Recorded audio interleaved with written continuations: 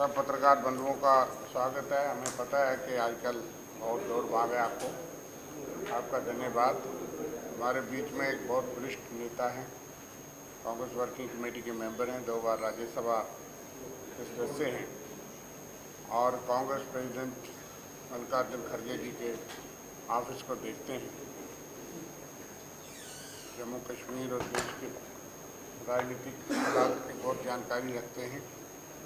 डॉली शर्मा जी पिछले कुछ दिनों से आप देख रहे हैं हमारे नेशनल मीडिया कोऑर्डिनेटर हैं जम्मू के लिए। अनिका मल्होत्रा जी भी नेशनल मीडिया कोऑर्डिनेटर यहाँ जम्मू को देखते हैं। वेद महाजन जी हमारे सबका MLC हैं और वाइस प्रेसिडेंट हेडक्वार्टर के इंचार्ज हैं। कपिल सिंह जी, नीरज गुप्ता जी, पांशु जी। मैं रिक्वेस्ट करूँगा नासिर सर से कि वो आपको जो है वो दिखाती हूँ। वेद महाजन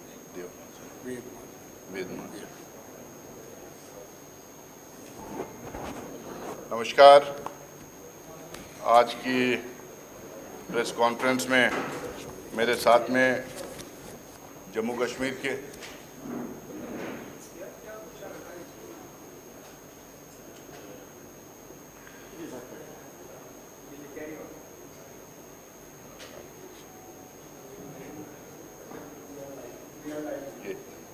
he was on ANC.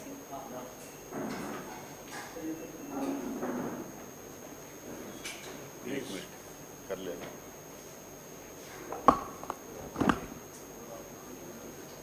नमस्कार। आज की प्रेस कॉन्फ्रेंस में आप तमाम लोगों का स्वागत।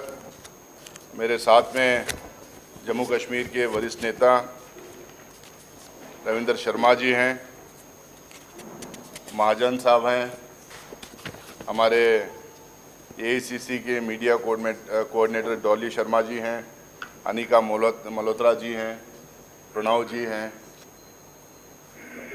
कपिल जी हैं, हमारे नीरज गुप्ता जी हैं और तमाम मीडिया के साथियों।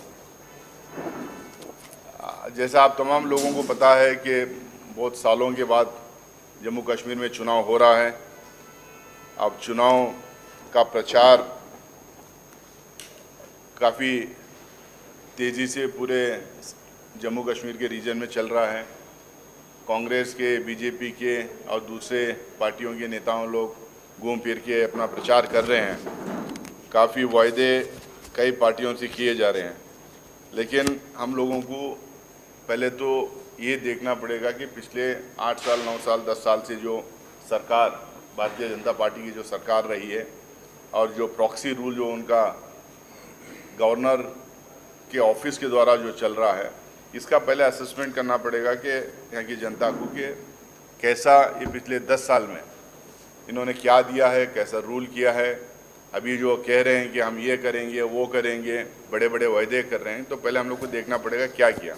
पहली तो बात यह है कि बहुत टॉल क्लेम्स करके इन्होंने यहाँ पे गवर्नर रूल लगाया।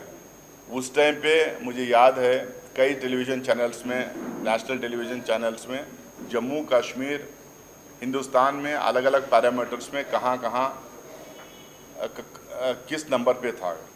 ज़्यादातर पैरामीटर्स पे, हेल्थ पे, एजुकेशन पे, इंफ्रास्ट्रक्चर डेवलपमेंट पे, इन्फेंट मोर्टेलिटी पे, कई पैरामीटर्स में उसमें ये बताया गया था कि Jammu Kashmir 2 number, 3 number, 5 number में है पूरे हिंदुस्तान में। लेकिन आज मैं उन तमाम लोगों से, खासकर भारतीय जनता पार्टी के नेताओं से पूछना चाह रहा हूँ कि आज आप जम्मू कश्मीर में आके बड़े बड़े वायदे कर रहे हैं। पहले तो आप अपना रिपोर्ट कार्ड दीजिए, आप पिछले 10 साल में क्या किए जम्मू कश्मीर में। जो उन पैरामीटर्स पे दूसरे तीसरे नंबर पे जम्मू कश्मीर था पूरे हिंदुस्तान में, आज उन पैरामीटर में जम्मू कश्मीर कहाँ ठहरता है।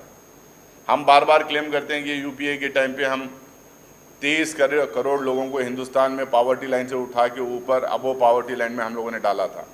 तो आप बताइए कि 10 साल में यहाँ पे कितनी गरीबी आई, कितने लोग गरीबी के रेखा के से ऊपर आपने डाला है या ज़्यादा आपने यहाँ के लोगों को गरीबी के नीचे, गरीबी के रेखा के नीचे आपने ढकेला है। तो ये रिपोर्ट कार्ड आना चाहिए। आप कह रहे हैं कि आके यहाँ पे जम्मू कश्मीर स्वर्ग जैसा है, स्विट्ज़रलैंड जैसा है, लेकिन लोग गरीब हैं। आप 10 साल में कितने लोगों को गरीबी रेखा के नीचे भेजे हैं और कितने लोगों को गरीबी रेखा के ऊपर भेजे हैं, इसका तो डेटा आप लोगों के सामने रखो। आप एजुकेशन सेक्टर में क्या किया है, हेल्थ सेक्टर में क्या किया है, कितने पुल बनाए, कितने रोड बनाए, आप कितने टनल्स बनाए, आप इसका तो डेटा तो देना चाहिए आपको, रिपोर्ट कार्ड तो रखना चाहिए। रिपोर्ट कार्ड इनके पास कोई है ही नहीं, लच्छेदारी भाषण, ब्लैंकेट स्टेटमेंट्स, अपोजिशन पार्टीज़ के नेताओं को और उनके फैमिलियों के खिलाफ अनब शनब कहना और जुमलेबाजी करके चले जाना। आज यहाँ पर हम बार बार ये कह रहे हैं कि आप इलेक्शन इतने दिन बाद करवा रहे हैं, आप लोगों को ये भी जानना चाहिए कि इलेक्शन अपने मन से करवा नहीं रहे। अगर इनका बस चलता और 5 साल 10 साल 20 साल जम्मू कश्मीर में चुनाव नहीं करवाते। सुप्रीम कोर्ट के डायरेक्शंस पे आज चुनाव यहाँ पे हो रहा है, सुप्रीम कोर्ट के डायरेक्शंस पे आज यहाँ पे चुनाव हो रहा है। आज जब चुनाव हो रहा है तो अलग अलग टैक्टिक्स इस्तेमाल करके छोटे मोटे पार्टियों को खड़ा करना, उनको शय देना, इंडिपेंडेंस को खड़ा करना, शय देना, और ये चाह रहे हैं कि यहाँ पे फ्रैक्चर्ड मैंडेट रहे, यहाँ पे चाह रहे हैं कि इनस्टेबल गवर्नमेंट रहे। क्योंकि भारतीय जनता पार्टी का जो तरीक़ा है सत्ता हथियाना का अलग अलग स्टेट्स में, अगर आप देखें कर्नाटका में इन्होंने किया, महाराष्ट्र में किया, मध्य प्रदेश में किया, गोवा में किया, मेघालय में किया, अरुणाचल प्रदेश में किया, बिहार में भी पहले किया था।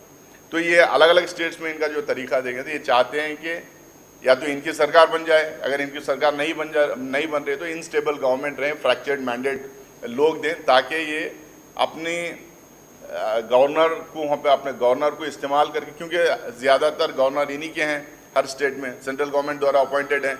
गवर्नर की ऑफिस और गवर्नर का घर इस्तेमाल करके ये चाहते हैं कि वहाँ पे गवर्नमेंट की इंस्टेबिलिटी का फ़ायदा उठा के ये फिर से वहाँ पे या तो अपनी सरकार बना लें या नहीं तो फिर गवर्नर के थ्रू वहाँ पे मिसरूल करें, मिस गवर्नेंस करें। अब यहाँ पे इसी तरीके से एक वातावरण क्रिएट किया है कि कुछ इंडिपेंडेंट जीत के आ जाए, कुछ छोटे मोटे पार्टीज जीत के आ जाए, इनके कुछ जो सीट्स इनके आ जाएं, ये सब मिला के खिचड़ी या तो गवर्नमेंट बना लें या नहीं तो इंस्टेबल, अगर किसी दूसरों की सरकार भी बने तो इतनी इंस्टेबल रहे कि ये ऊपर से रूल करें। तो इसीलिए तो पहली बार मैं ये जम्मू की जनता से, जम्मू कश्मीर की जनता से मैं ये अपील करना चाह रहा हूँ कि एक तरफा वोट नेशनल कॉन्फ्रेंस और कांग्रेस को दीजिए, ताकि हमें स्टेबल गवर्नमेंट दे पाएँ, ताकि फुल फ्लेज मैंडेट हमें मिले और हम लोग आप लोगों को स्टेबल गवर्नमेंट दे पाए। स्टेबल गवर्नमेंट ही यहाँ पे डेवलपमेंट ला सकती है, इनस्टेबल गवर्नमेंट ला नहीं सकती।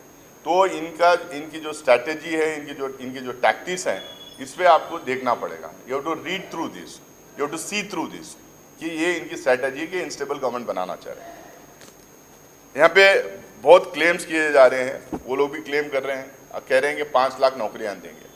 हम उनसे सवाल पूछना चाह रहे हैं, भाई 1 लाख वैकेंसी जो है और जो सैंक्शनड वैकेंसीज 1 लाख हैं उसका क्या? आप पिछले 10 साल में क्यों नहीं इसको भर्ती किए? आप बताइए कि कितने नए जॉब्स आपने क्रिएट किए। यहाँ पे तो प्राइवेट सेक्टर तो बिल्कुल ख़त्म हो गया, लोकल लोगों को तो कुछ मिल ही नहीं रहा। 1 लाख वैकेंसीज खाली पड़े हैं, आप उसको भर नहीं रहे हैं, आप कह रहे हैं 5 लाख वैकेंसीज की। आपको याद दिला दूँ मैं, इसी तरह से उन्होंने जुमलाबाजी किया था पहले के साल में 2 करोड़ नौकरियां देंगे। 10 साल हो गए, 11 साल अब हो गए, 20-22 करोड़ नौकरियां देना चाहिए था हिंदुस्तान भर पे, वो नौकरियां तो ये दे नहीं पा रहे। लेकिन अब आप बताइए कि ये नौकरियां देने वाला जो मामला है, इसमें इन्होंने कितने नए नौकरियां क्रिएट किए हैं, कहाँ से नौकरियां देंगे? ये 1 लाख नौकरियाँ क्यों भर्ती नहीं किए? अनएम्प्लॉयमेंट रेट हिंदुस्तान में सबसे हाईएस्ट है, विमेन अनएम्प्लॉयमेंट रेट हिंदुस्तान में सबसे हाईएस्ट है, प्राइवेट सेक्टर में तो बिल्कुल कुछ है ही नहीं। दूसरा जो है, यहाँ पे जो थोड़ा बहुत जो बिजनेस हो सकता था, थोड़ा बहुत जो एम्प्लॉयमेंट क्रिएट हो सकता था, वो सारे ठेके बाहर के लोगों को दिया। माइनिंग में ठेका बाहर के लोगों को, सैंड में ठेका बाहर के लोगों को, ग्रेवल में, और जितना कंस्ट्रक्शन एक्टिविटी थोड़ी बहुत भी वो चल रही थी उसमें सारे कॉन्ट्रैक्टर्स बाहर के आके रहेंगे। तो बाहर के लोगों को लेके आके, अपने क्रोनी कैपिटलिस्ट फ्रेंड्स को, अपने क्रोनी फ्रेंड्स को लेके आके यहाँ पे आप उनको ठेके देंगे तो यहाँ के लोगों को कहाँ का बिजनेस मिलेगा और कहाँ की नौकरी मिलेगी? ऊपर से गवर्नर हाउस एक करप्शन का अड्डा बन गया। करप्शन केसेस इतने भी हैं। पहले तो यहाँ पे जो गवर्नर थे,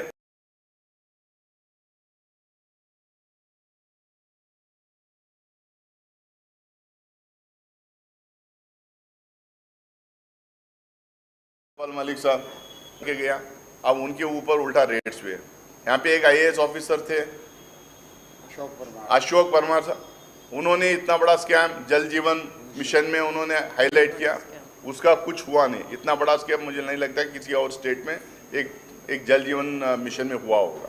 उसमें हुआ, उसमें नहीं, उसमें इन्होंने कुछ नहीं किया। रिक्रूटमेंट स्कैम हुआ, माइनिंग स्कैम हुआ, सैंड स्कैम हुआ, लिक्कर स्कैम हुआ।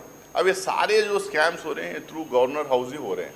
गवर्नर एक अड्डा बन गया, गवर्नर हाउस एक अड्डा बन गया। और ये स्कैम कौन करवा रहे हैं? भारतीय जनता पार्टी के आकाश जो दिल्ली में बैठे हुए वो लोग करवा रहे हैं थ्रू गवर्नर हाउस यहाँ पे पूरे जम्मू कश्मीर में। अब आप कह रहे हैं कि आप साफ सुथरी सरकार देंगे, लेकिन ये स्कैम्स जो हो रहे हैं इसका क्या होगा? हम ये कह रहे हैं जैसा ही हम लोग सरकार में आएंगे, जैसा ही कांग्रेस की और NC की सरकार यहाँ पे बनेगी, ये सारे स्कैम्स में इन्वेस्टिगेशन करवाएंगे और जो लोग इसके लिए जिम्मेदार हैं उनको जेल में डालेंगे, उनको कटघरे में खड़ा करेंगे, जेल में डालेंगे। और जितना ठेका बाहर के लोगों को दिया है वो सब खत्म करके यहाँ के जो लोकल्स हैं उनको हम वापस ठेका देने का काम करवाएंगे। एजुकेशन का अबे ये कह रहे थे कि लोग पहले अमित शाह पार्लियामेंट के अंदर, मैं था उसमें, पार्लियामेंट के अंदर ये कहे कई जगह इन्होंने कहा कि बच्चे जो है यहाँ पे पत्थरे मारते हैं, स्कूल नहीं जाते, पत्थरे फेंकने के लिए बच्चों को इस्तेमाल किया जाता है। मैं इनसे पूछना चाह रहा हूँ पिछले 10 साल में कितने स्कूल बंद हुए, कितने टीचर्स के वैकेंसीज क्रिएट हुए, कितना एनरोलमेंट कम हुआ? 4400 स्कूल्स बंद हुए, 4400 स्कूल्स बंद हुए और करीब 6000 टीचर्स के वैकेंसीज खाली हैं, 6000 टीचर्स के वैकेंसीज खाली हैं। हायर एजुकेशन में तो बिल्कुल कुछ पैसा इन्होंने लगाया नहीं। जो स्किलिंग सेंटर, जो सेंटर से 1315 स्किलिंग सेंटर जो सैंक्शन किए गए थे उसमें मात्र जो है 30% या 35% स्किलिंग सेंटर स्टार्ट हुए हैं। और गवर्नमेंट स्कूल्स में जो एनरोलमेंट होना, वो स्किलिंग सेंटर्स में जो एनरोलमेंट होना था उसमें 65,000 बच्चों का जो एनरोलमेंट होना था वो एनरोलमेंट नहीं हुआ है। अगर अब लगातार आप एजुकेशन सेक्टर में देखेंगे, आप पहले ये कहते थे पत्थरे मार रहे थे, अब बताएंगे भाई बच्चे जा कहाँ रहे हैं? स्कूल सब बंद करवा रहे हैं, टीचर्स है नहीं, एनरोलमेंट लगातार गिरते जा रहा है, तो अब ये बच्चे कहाँ जा रहे हैं? एजुकेशन पे आप कितना ध्यान दिया है, कितना पैसा हायर एजुकेशन में दिया है, कितने IITs और IIMs यहाँ पे लाए हैं, कितने कॉलेजेस और कितनी यूनिवर्सिटीज़ आपने खोला है, इसका रिपोर्ट कार्ड उनको देना चाहिए। और सबसे बड़ा जो इनकी देन है, सबसे बड़ी देन जो जम्मू कश्मीर के लिए है, ड्रग्स का जो मेनेस यहाँ पे जो फैलाया है इन्होंने, और इसमें जो नौजवान बच्चे, जो स्कूल गोइंग, कॉलेज गोइंग बच्चे, जो स्टूडेंट्स हैं, इनमें जो ड्रग्स जो फैला हुआ है, आखिरकार इतना ड्रग्स आ कहाँ से रहा है? क्या ऐसा तो नहीं कि गुजरात में जो मुद्रा पोर्ट में हज़ारों करोड़ों रुपयों का जो ड्रग्स पकड़ा गया था, क्या ऐसा तो नहीं कि वो ड्रग्स यहाँ पे भेजा जा रहा है? मैं नहीं ये कह रहा हूँ, सरकार यहाँ पे इनकी है, सरकार दिल्ली में इनकी है। 22-23 में एक JPC का रिपोर्ट, 22-23 में स्टैंडिंग कमेटी का रिपोर्ट है। स्टैंडिंग कमेटी किसकी है? सरकार की, सेंट्रल गवर्नमेंट की स्टैंडिंग कमेटी है। किसके बारे में बोल रहे हैं? जम्मू कश्मीर के बारे में बोल रहे हैं। यहाँ कौन है? यहाँ पे भी सरकार उनकी है, सरकार थी या गवर्नर उनका है। 12.5 लाख बच्चे, 13.5 लाख बच्चे ड्रग्स से अब्यूज्ड हैं, ड्रग्स में इन्वॉल्व हैं। ये ड्रग्स कहाँ से आ रहा है? इसमें इन्वेस्टिगेशन क्यों नहीं हो रहा है? क्यों इतना ड्रग्स जो आ रहा है वो पकड़ा नहीं जा रहा है? ये किसी अरे गहरे की बात नहीं, कोई जर्नलिस्ट लिखने रहा, ना कांग्रेस पार्टी के लोग ये कह रहे हैं, ये स्टैंडिंग कमेटी के लोग कह रहे हैं। ये गवर्नमेंट ऑफ इंडिया के रिकॉर्ड्स में और पार्लियामेंट के रिकॉर्ड्स में दर्ज है। तो आप हमारे बच्चों को ड्रग्स के रास्ते पे डाल रहे हैं, क्योंकि जो ड्रग्स पकड़ा गया था गुजरात का, वो कहीं ना कहीं बिकना था और वो यहाँ पे बेचा जा रहा है।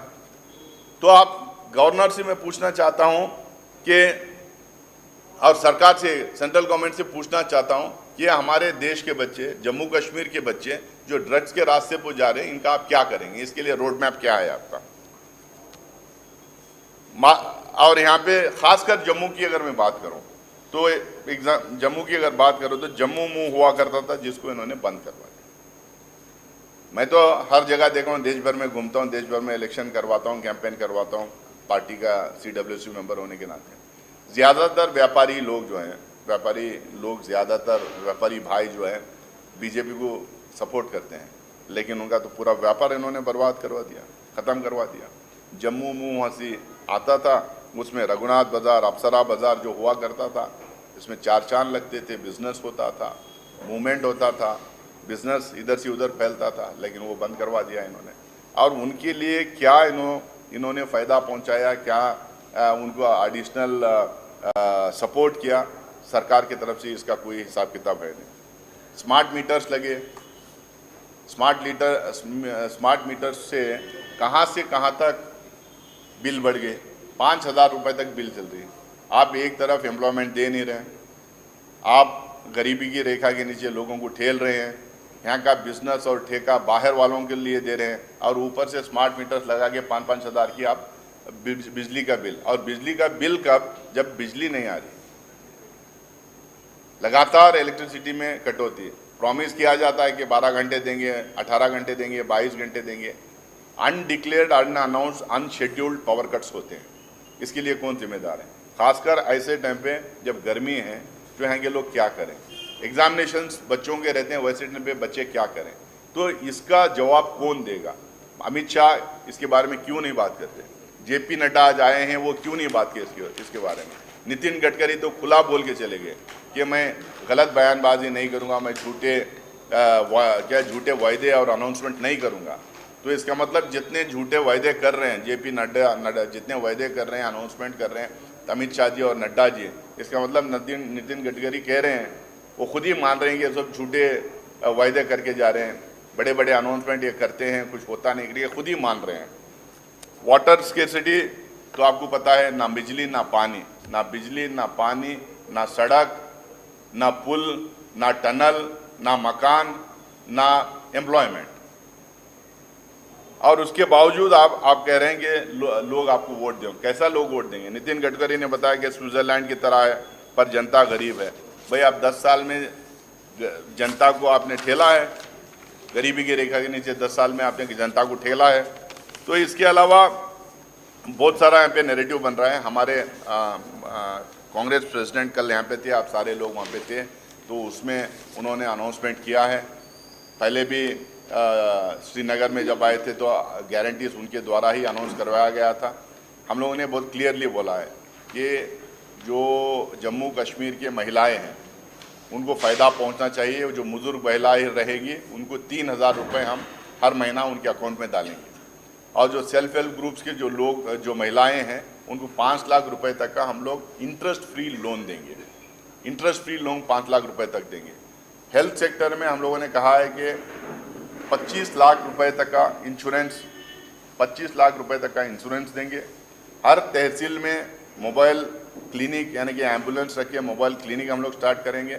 हर डिस्ट्रिक्ट में सुपर स्पेशलिटी हम लोग हॉस्पिटल बनाएंगे, और ताकि हेल्थ सेवा जो है तेज़ी से पहुँचे। हमने कहा कि आधे घंटे में हमारे डॉक्टर्स पहुँच जाए, यानी तो हमारी मोबाइल वैन पहुँच जाए, हर घर तक हम अच्छा सा स्वास्थ्य और अच्छे से इलाज करने की सेवा पहुंचाने की हम कोशिश करेंगे। दूसरा, हम लोगों ने कहा कि ये जितने स्कूल्स बंद हुए हैं ये स्कूल्स हम ओपन करेंगे। जितने वैकेंसी टीचर्स के हैं उसको टीचर्स की वापस उनको बहाल करेंगे। हम एडिशनल स्कूल्स खोलेंगे, एडिशनल कॉलेजेस खोलेंगे, और हर घर तक हम तालीम पहुँचाने का काम हम करेंगे। ये हमारा ये है। हम लोगों ने OBCs के लिए कहा है। ये बहुत कह रहे हैं कि OBC कांग्रेस पार्टी आएगी तो आरक्षण छीन लेगी। डरा रहे हैं, डराना, धमकाना, डिवाइड करना, लड़वाना, इनका काम यही है। लेकिन कांग्रेस पार्टी हमेशा उन तमाम लोगों के साथ खड़ी हुई है जो डिसएडवांटेजेस सिचुएशन में इस देश में पैदा हुए हैं। जो लोग जिनको level playing field by birth नहीं मिलती है, वैसे लोगों के साथ हमेशा खड़ी हुई। इसीलिए राहुल गांधी जी और मल्लिकार्जुन खड़गे साहब लगातार ये बोलते भी हैं, और हम लोग पार्लियामेंट इलेक्शन के टाइम पे ऐलान भी किया कि हम कास्ट सेंसस करवाएंगे, ताकि कास्ट सेंसस के थ्रू हम लोगों को ये पता चले किस जात में कितनी तरक्की की है, किस जात में कितने ग्रेजुएट्स हैं, कितने पोस्ट ग्रेजुएट्स हैं, कितना इनकम है, कितनी ज़मीन है, कितनी लैंड होल्डिंग है, कितना बिजनेस करवाते हैं। ताकि हमें डेटा अगर मिले तो हम लोगों को आसान होगा उन कम्युनिटीज़ को टारगेट करके उनको स्कीम्स बनाने के लिए, प्रोग्राम्स बनाने के लिए, और उनकी तरक्की करवाने के लिए। तो हम जब पूरे ऑल इंडिया लेवल पे हम कह रहे हैं कि हम कास्ट सेंसस करवाएंगे, हम कह रहे हैं कि ऑल इंडिया लेवल पे हमने पार्लियामेंट इलेक्शन में मुद्दा बनाया था कि constitution, democracy, reservation, caste census ये सब होना चाहिए करके, और कॉन्स्टिट्यूशन बदलने की, रिजर्वेशन बदलने की आज के दिन कोई बात करता है? कौन बात किया था? मोहन भागवत कौन है? आरएसएस के चीफ है, उन्होंने कहा था रिजर्वेशन खत्म होना। राजा भैया ने कहा था रिजर्वेशन खत्म होना। इनके एक सांसद कर्नाटका, मेरे स्टेट से आते हैं, अनंत कुमार हेगड़े, यूपी के एक सांसद, उन्होंने कहा था रिजर्वेशन खत्म हुआ। इनके लोग जब कहते हैं रिजर्वेशन खत्म होना, कोई क्लैरिफिकेशन इनके नेताओं से नहीं आती। नरेंद्र मोदी जी उसके ऊपर कोई क्लैरिफिकेशन नहीं देते, अमित शाह कोई क्लैरिफिकेशन नहीं देते, यहाँ के लोगों को उकसाते हैं कि आपका रिजर्वेशन खत्म हो जाएगा। लेकिन हम लोग एकदम साफ कह रहे हैं, हम लोग हमेशा इस देश की गरीब जनता के साथ, किसी भी जात का हो, गरीब जनता के साथ हम खड़े रहे हैं। उनके लिए स्कीम्स और प्रोग्राम्स हम बनाते हैं। उनको जो सुविधाएं कॉन्स्टिट्यूशनली मैंडेटेड सुविधाएं या फैसिलिटीज़ जो उनको मिले हैं, उनको हम लोग ख़त्म करने की कभी बात नहीं करते, उल्टा उनको बढ़ाने की हम लोग बात करते हैं। अब बीजेपी का नया कश्मीर जो बार बार ये कहते हैं कि हम डेवलपमेंट करेंगे, हम यहाँ पे राहत पहुँचाएंगे, पानी पहुँचाएंगे, इलेक्ट्रिसिटी पहुँचाएंगे। मैं ऑलरेडी बोल चुका हूँ कि इन्होंने क्या क्या यहाँ पे क्या क्या किया है। मैं और बहुत ज़्यादा आपका टाइम नहीं लेना चाहूँगा। मैं इतना ही कहूँगा कि हम सरकार में आए, हम लोग अपील कर रहे हैं कि हमें फुल फ्लेज मैंडेट मिले। हम अपील कर रहे हैं कि हमें स्टेबल सरकार देने के लिए एक तरफा मैंडेट दें। ये इंडिपेंडेंस के चक्कर में, छोटे पार्टियों के चक्कर में ना रहें, वन साइड हमें मैंडेट दें। दूसरा, हम ये कह रहे हैं कि हम लोग ये स्टेट को स्टेटहुड दिलवाएंगे। पहली बार हिंदुस्तान में 75 साल में, कल हमारे अध्यक्ष जी ने भी कहा, 75 ईयर्स में पहली बार ऐसा हुआ है कि एक स्टेट को ख़त्म करके यूनियन टेरिटरी में तब्दील किया गया। हम लोगों ने हमारे शासन में यूनियन टेरिटरीज को स्टेट्स में हम लोगों ने स्टेट्स का अपग्रेडेशन किया था, यहाँ पे डिमोशन हुआ है।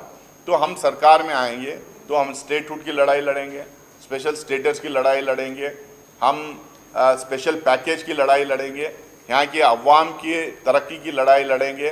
जो गवर्नमेंट के जो स्कीम्स हैं, जो 65% जो सेंट्रल गवर्नमेंट स्कीम्स यहाँ हैं जो इम्प्लीमेंट नहीं हुए हैं, जिसका पैसा ऐसा ही पड़ा हुआ है, जिसको डाइवर्ट किया जा रहा है, उसको पूरी तरह से उन्हीं स्कीम्स में इम्प्लीमेंट करवाने की कोशिश करेंगे और यहाँ के लोगों को प्रोटेक्शन मिले, यहाँ के लोगों के बीच में भय का वातावरण ना रहे, यहाँ पे आतंकवाद हमले और घटनाएं जो हो रही हैं ख़त्म हो और लोगों को यहाँ पे तरक्की के रास्ते पे डालें और यहाँ के लोगों को सारे फैसिलिटीज़ दिया जाए। इसकी लड़ाई हम लड़ेंगे और एक अच्छा शासन हम लोग देंगे।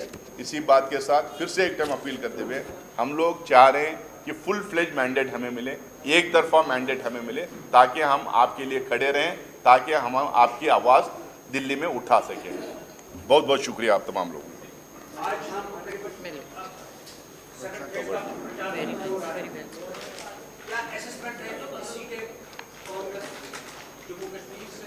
देखिए, हमें सरकार बनाने के लिए जितनी सीटें चाहिए उतनी सीटें कांग्रेस को और एनसी को मिलेंगी, लेकिन हम अपील कर रहे हैं कि हमें बड़ा मैंडेट दीजिए ताकि हम आपकी आवाज़ बन सकें दिल्ली में, हम आपकी लड़ाई लड़ सकें और हम लोग अनइंटरप्टेड 5 साल यहाँ पे अच्छा गवर्नेंस और अच्छा रूल यहाँ पे कर सकें। मेरा एक सवाल रहेगा जी, संतोष साहब बोलिए। अमेरिका की एक अदालत समन भेजे हैं जो सुरक्षा सलाहकार जो अजीत डोभाल का और पूरब जो है राह के प्रमुख हैं कि उन्होंने अमेरिका के एक नागरिक वो लाभार्थी है वहाँ पे उसकी नागरिकता है, उस संबंध भेजा 21 दिन में जवाब दें क्योंकि उसकी हत्या के बीच में ये शामिल है। क्या कहेंगे? नोटिस दिया है उसका जो दफनी आपको ये जानकारी देखिए, इसकी एक्चुअली मुझे जानकारी है नहीं, मैं इसकी जानकारी लेके आपको बताऊंगा, या नहीं तो हमारे शर्मा जी बाद में आपको देखिए, इसमें हमारे डिप्लोमेटिक रिलेशंस इन्वॉल्व हैं, फॉरेन पॉलिसी इन्वॉल्व है, तो मुझे बिना जानकारी मुझे नहीं लगता कि मुझे इस पर स्टेटमेंट करना है। मैं ज़रूर जानकारी करके कांग्रेस पार्टी का स्टैंड उसके ऊपर क्लियर कराऊंगा। ये सवाल हो रहेगा छोटा सा कि जिस तरह से हमेशा से बीजेपी अपने प्रेस कॉन्फ्रेंस में अपनी रैली में एक ही इल्जाम कांग्रेस के ऊपर लगाते हैं कि ये परिवारवाद है, इन्होंने 70 साल में कुछ नहीं किया और ये अगर आएंगे आतंकवाद को बढ़ावा देंगे, क्या कहते हैं इसके ऊपर? देखिए, उनके दो स्टेटमेंट्स हैं। अगर नितिन गडकरी कहते हैं कि कश्मीर स्विट्ज़रलैंड के जैसा है, दूसरी तरफ ये कहते हैं कि हम लोगों ने 70 साल से कुछ काम नहीं किया। अब तीसरा मैं उनसे सवाल पूछ रहा हूँ कि अब हम जब चुनाव में जब जाते हैं, 5 साल के बाद जब चुनाव में जाते हैं, तो हमेशा ये होता है कि जो मौजूदा सरकार है वो अपना रिपोर्ट कार्ड जनता के सामने रखती है। कोई 70 साल 50 साल की बात से ज़्यादा बात ये होती है कि पिछले 5 साल या पिछले 10 साल जो पार्टी सरकार में है वो पार्टी को अपना प्रोग्रेस रिपोर्ट, अपना रिपोर्ट कार्ड जनता के सामने रखना। मैं आपको बताया हूँ कि पिछले 10 साल में इन्होंने किस तरह से जम्मू कश्मीर को बर्बाद किया है, किस तरह से यहाँ के लोगों के साथ, क्या लोगों के भावनाओं के साथ खिलवाड़ किया है, किस तरह से यहाँ पे जम्मू कश्मीर के गवर्नर का हाउस को गलत तरीके से इस्तेमाल करके बीजेपी लूट खसुट मचा के यहाँ के रिसोर्सेस और यहाँ के फंड्स बाहर के लोगों के थ्रू इन्होंने लूट खसुट मचाने के लिए उनको रास्ते बना के दिए हैं। मैं आपको बताया हूँ।